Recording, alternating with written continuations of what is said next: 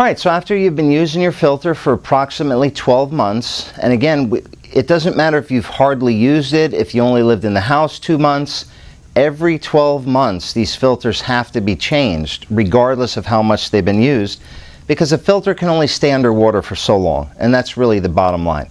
Filters are designed to hold on and stay, secure, and they're designed to not have more than 12 months underwater, so they must be changed every 12 months. The way to change your filter is you start by shutting off your cold water supply underneath, shut this valve off, come up to your faucet and open up the faucet. We have our diverter on here from the last video, but most of you won't have this at the point, so I'll just pull this off real quick to avoid any confusion.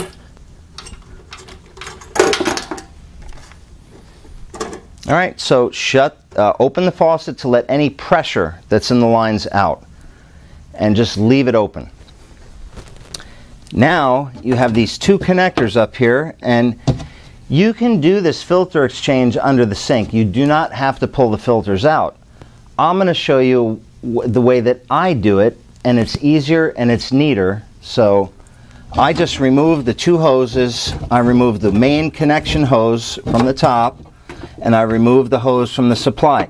And if you remember earlier in this video, we showed you how to use quick connect fittings and how to remove these hoses. So you might have to refer back to that to see how to pull these out of there. It's very easy. Make sure that you have some towels or a cookie sheet or something in the cabinet when you're doing this, because there will always be a little bit of water that's going to come out.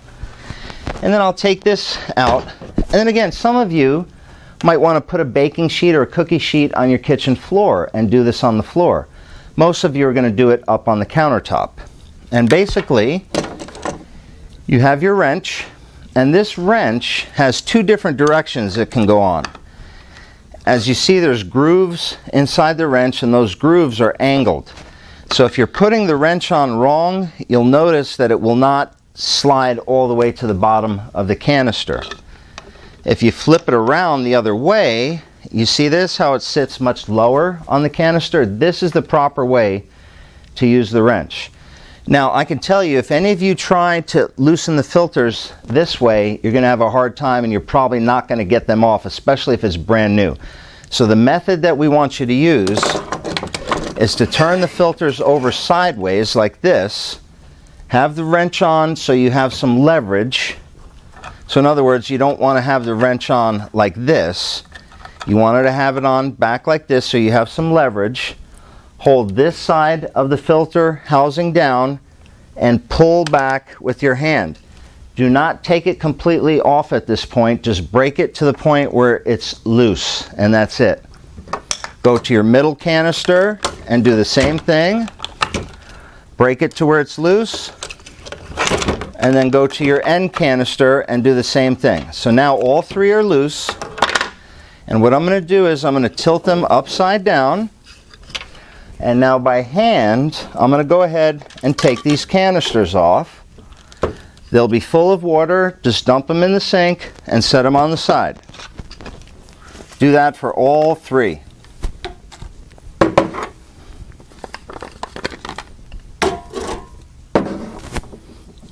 And now you could set it back upright on your countertop. You'll also know that I did not remove these hoses. If you don't need to, don't remove them. If you have quick connects under there, because these are compression fittings, so it's easier to pop them out of the quick connect. By the way, if anybody's watching this video and says, oh, this is a pain in the neck, keep in mind, you're only doing this once a year. Do you remember how it was when you were getting the bottled water? The cases, lugging them in and out of the trunk, having to deal with all the plastic bottles, the gas and the time that you spent dealing with all those plastic bottles. This is a 15-minute job once a year. So if you find yourself getting frustrated or saying, oh, this is a pain in the neck, just remind yourself, man, this has provided me and my family great tasting, safe drinking water for an entire year. It's a tiny bit of maintenance to do for this. And by the way, you don't have to do it yourself. If you're local to our area here in California, we can supply labor to come out and do this for you. Or if you're in another state, you can call a handyman. Don't call a plumber. It's ridiculous to pay plumber wages to come out and change filters. It would be a handyman that could come out and do this for you very cheap. You're going to be left with cartridges now, and there's no tools required. You simply turn them counterclockwise, unscrew them, and remove them, all three. If they're in there tight, you grab them a little bit lower instead of from the top. Grab them a little bit lower and turn them.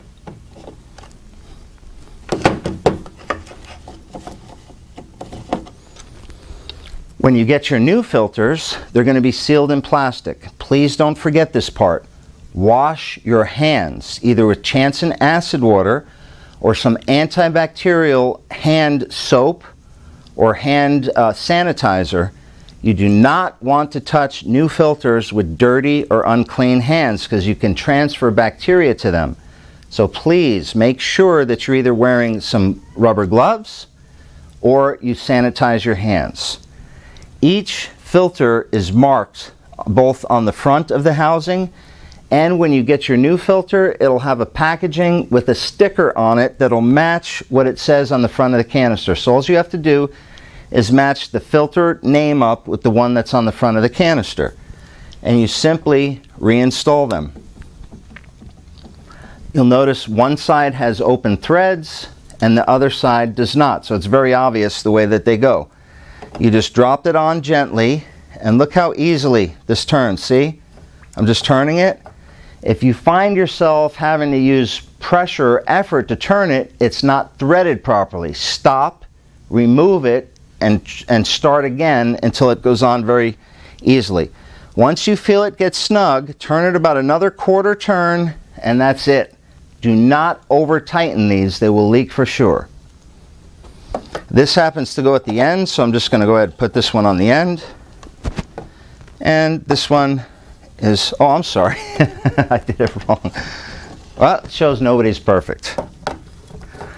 Are you going to ruin or destroy your filter system if you install these in the wrong order? Absolutely not.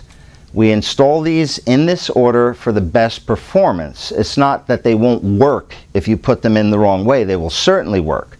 But we want them in this order to get the best performance out of the system. So now they're all snug, and now I can take my canisters.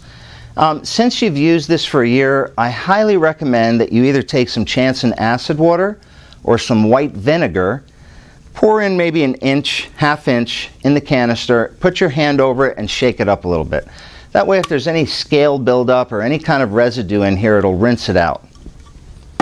Put the cap back on, and again, should turn on very easily the way you're seeing it, and make sure that the name on the sticker matches what you have down here.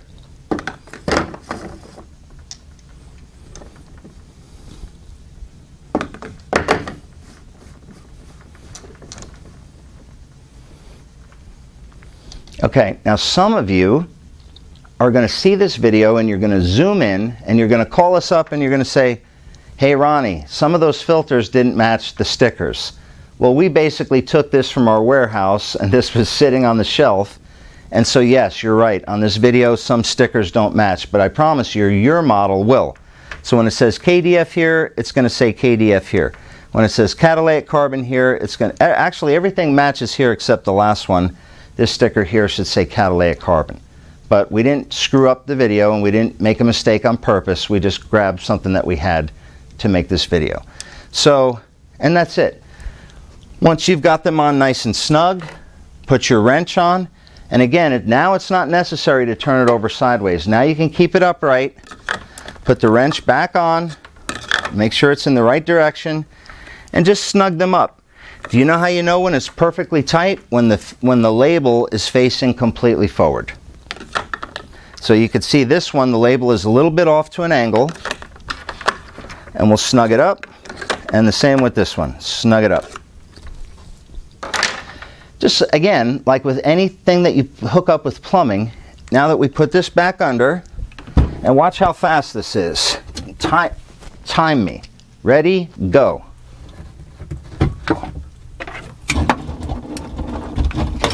Water on, installation done. Now who could complain about that? How easy was that? Less than 10 minutes should take you to do this whole thing. Make sure when you've put your new filters in that you follow the flush procedure that came with your original kit.